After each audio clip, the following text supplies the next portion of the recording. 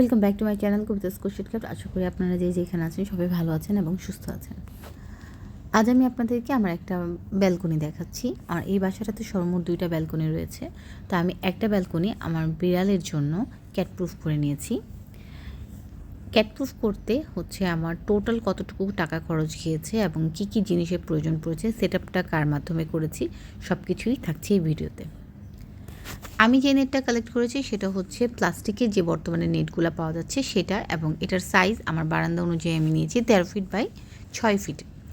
এবং এটা যে গ্যাপটা দেখতে পাচ্ছেন, একেবারে ছোট যে গ্যাপটা রয়েছে সেই গ্যাপের নেটটা নিয়েছি আমি। আমার কাছে বড়গুলো ভালো লাগে না।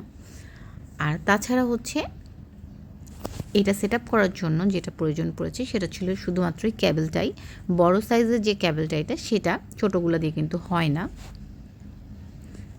এখানে সর্বমোট খরচ পড়েছে আমার 1500 টাকা, ক্যাবেল টাই এবং নেটের দাম দুটা মিলিয়ে।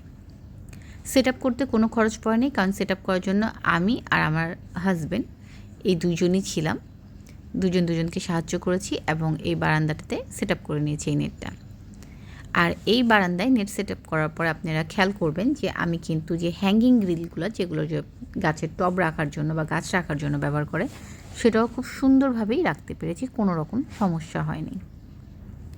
সম্পূর্ণ বাসা একসাথে কিন্তু অনেকেই ক্যাটপ্রুফ করতে পারে না বা করতে চায়ও না। সেক্ষেত্রে আপনারা কিন্তু এরকম করে নিজেরাই অল্প একটু জায়গা ক্যাটপ্রুফ করে নিতে পারবেন।